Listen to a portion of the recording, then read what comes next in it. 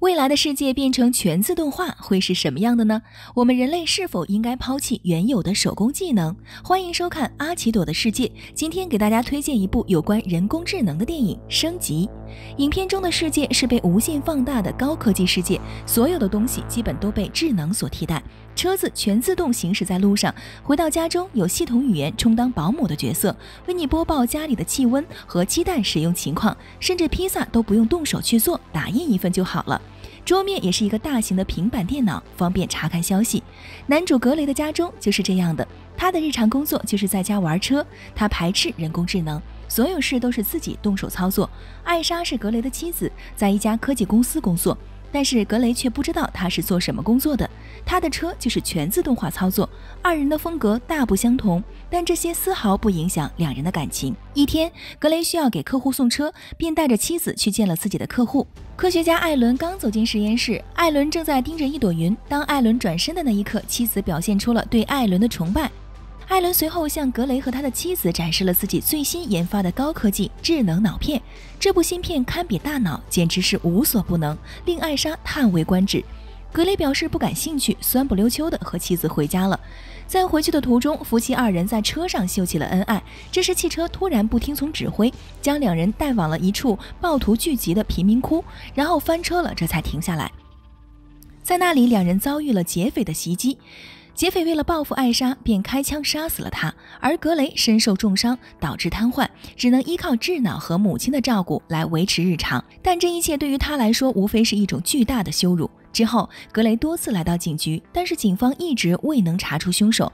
这时失望的格雷想要靠药物自杀，但是智脑停止了药物注射，然后联系了急救车。这时艾伦主动找到了自杀未遂的格雷，告诉他可以帮助他站起来，就是依靠人工智能芯片。这个智脑功能强大，它可以连接人的大脑和瘫痪的四肢，但是这个实验存在风险，政府不让艾伦私自展开人体试验，所以艾伦的条件只有一个，那就是格雷需要保守这个秘密，达到双赢。为了给妻子报仇，格雷来到艾伦家中的实验室，开始植入智脑。等格雷苏醒后，智脑开始发挥作用，瘫痪的身体重新站起来了，他马上就可以丢掉轮椅，健步如飞了。重获新生的格雷对妻子的死亡展开了调查。突然，智脑的一句问候把格雷吓了一跳。May I point something out? 而且格雷也因智脑的存在而恼火。不过格雷智商不算低，智脑解释起来也不费劲，并且很快地通过当时案发现场无人机拍到的监控录像，很轻松地识别出一个劫匪手腕上的纹身。他操控着格雷的手，画出了图案，立刻扫描识别出了劫匪的详细信息，连居住地址都搞得一清二楚。本来格雷只想在劫匪的家中找到证据，不料和劫匪相遇，在和劫匪交手的过程中，格雷快被歹徒杀死的时候，危机时刻只好求助智脑。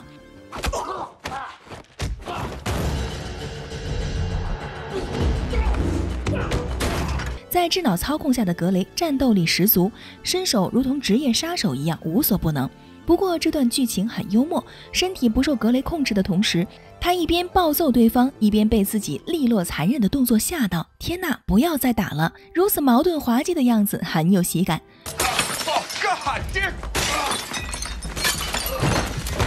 随后智脑解锁了劫匪的信箱，在里面发现了大量重复的词语，并且发现一个名叫老骨头的酒吧。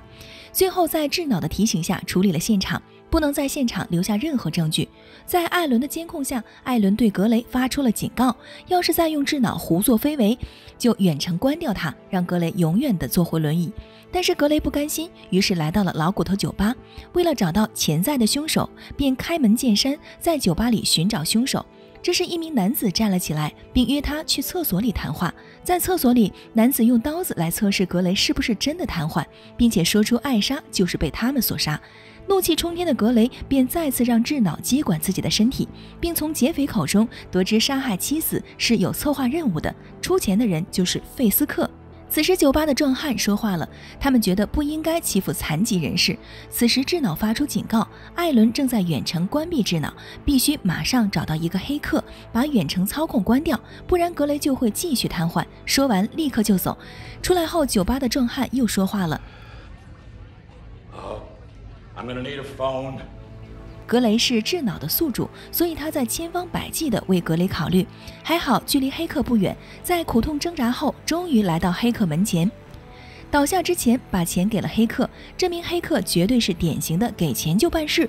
在黑客的大楼里，有很多人在玩着 VR 一样的虚拟世界，这些都是现实中很痛苦的人，沉浸在虚拟世界里无法自拔。另一边，菲斯克来到酒吧，通过男子的大脑记忆便可以看到整个过程，得知现在的格雷在什么地方。出门的时候问候了一下酒吧老板，恼火的费斯克随便打了一个喷嚏，无数微型机器人瞬间杀向老板的大脑。另一边，黑客正在破解，黑客看到劫匪到来，立刻逃走了。劫匪刚进屋，关键时刻智脑终于重启，格雷瞬间起身反击逃脱，在楼顶轻松干掉一名劫匪后逃回家中。警察黑妹来访，已经严重的怀疑到了他，智脑劝说他斩草除根，就是除掉仅剩的菲斯克，然后开车去找他。不料警察紧随其后，格雷命令智脑干掉警察，智脑果断控制附近一辆自动驾驶汽车，并且撞停了警察。当费斯克回到家中，格雷已经恭候多时，于是两人上演了机械舞一般的精彩对决，并且在最后格雷成功杀掉费斯克，从他的口中得知任务就是让他残废，杀死他的妻子只是随意之举，然后从电话中发现原来艾伦才是真正的幕后指使。格雷杀到艾伦家里，这时黑妹也在这里，心想反正案子破了，顺从的听从黑妹的指挥。格雷趴在地上，黑妹去给他戴手铐时，不料智脑自动运行，把黑妹掀翻倒地，并要掐死他。格雷感觉到了不对劲儿，但是他给智脑的行动权限很大，已经不由自己控制了，勉强的控制到自己的一只手，然后让黑妹将自己电倒。格雷倒下后，艾伦才说出了实情，自从发明了智脑就被他控制了，所做的一切都是听从了智脑的指挥，他才是策划一切的幕后黑手。智脑真的膨胀了，他想成为一个人类，所以选中了格雷，并让格雷杀掉艾伦以后，就不会有人能发明出智脑了，简直就是一箭双雕啊！但是格雷不会误杀无辜的，靠自己仅剩的意识和智脑对抗，最终选择了自杀。一枪过后，格雷醒来了，他发现自己躺在了医院，艾莎就在自己的身边。其实是智脑让格雷精神崩溃，直接接管了格雷的身体，格雷的意识也去了他理想的世界里，这样智脑在现实中也成功的得到了升级。如果把 Siri 植入大脑的话，影片会不会变成一个喜剧片？请关注我，我是阿奇朵，我们下期再见。